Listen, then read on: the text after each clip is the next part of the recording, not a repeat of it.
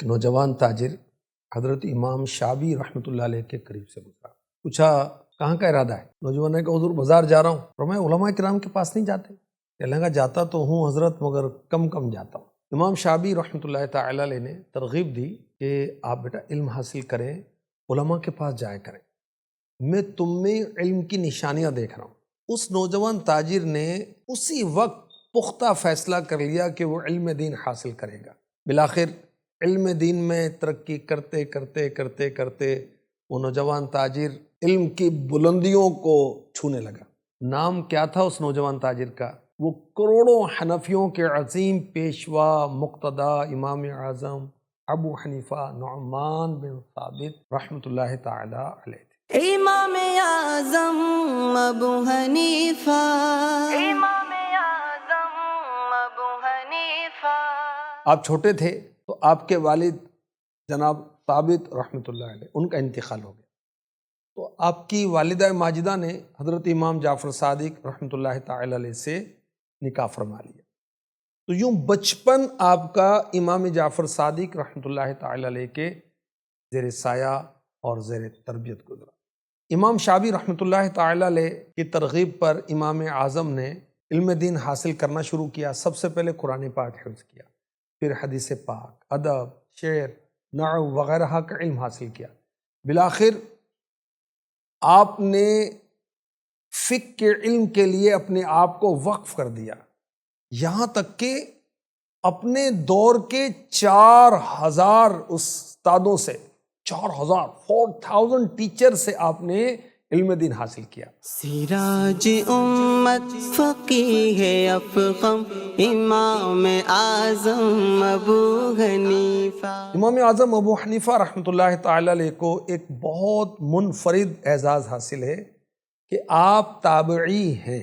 فرماتے ہیں کہ میں نے اللہ کے رسول صلی اللہ علیہ وسلم کے خادم خاص حضرت انس رضی اللہ عنہ کی زیارت کا شرف حاصل کیا.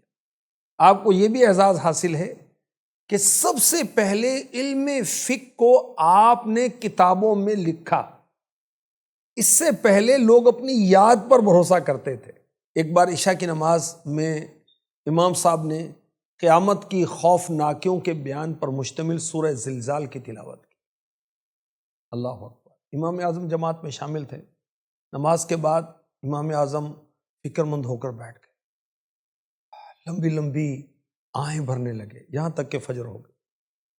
راوی کہتے ہیں میں نے فجر کے بعد آپ کو دیکھا کہ اپنی داڑھی مبارک پکڑے ہوئے یوں اللہ کی بارگاہ میں عرض کر رہے ہیں، اے وہ ذات جو ذرہ بھر بھلائی کی جزائے خیر اور ذرہ بھر برائی کی سزا دے گی، نعمان کو اپنے فضل سے اس آگ سے بچا لے کہ آگ کے قریب بھی نہ جائے، اس کو اپنی وسیع رحمت میں داخل فرما لے. امام اعظم ابو حنیفہ رحمۃ اللہ تعالی علیہ نے علم دین حاصل کی اور پھر گوشہ نشینی اختیار کی. ایک رات خواب میں آخری نبی مکی مدنی محمد عربی صلی اللہ علیہ وآلہ وسلم کا دیدار کیا. میرے آقا علیہ الصلوۃ والسلام نے دیدار سے نوازا. فرمایا اے ابو حنیفہ، اللہ پاک نے آپ کو میری سنت زندہ کرنے کے لیے پیدا کیا، آپ گوشہ نشینی کا ارادہ ترک کر دیں. اب امام اعظم تدریس کی طرف، پڑھانے کی طرف متوجہ ہوئے. کیسے استاد تھے؟ رحم دل. کیسے استاد تھے؟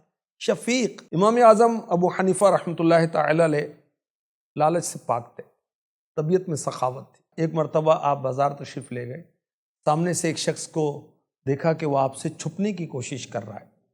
اس کو بلایا کہ کیوں چھپتے ہو؟ عرض کی حضور 10,000 کا قرضہ آپ کا ہے، 10,000 دینار سونے کے سکے 10,000 مجھے دینے، اور ابھی گنجائش نہیں ہے اس لیے میں چھپ رہا تھا. فرمایا میری وجہ سے تمہیں اس قدر شرمندگی ہو رہی ہے، جاؤ تمہارا میں نے یہ قرض معاف کر دیا. اللہ اکبر. اللہ پاک کی آپ پر کروڑوں رحمتیں ہوں.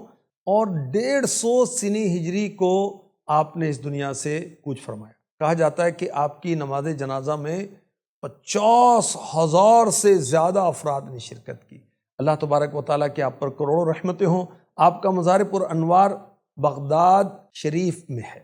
جو بے مثال آپ کا ہے تقویٰ، تو بے مثال آپ کا ہے فتویٰ ہے علم و تقویٰ کہ آپ سنگم امام اعظم ابو حنیفہ رحمۃ اللہ تعالی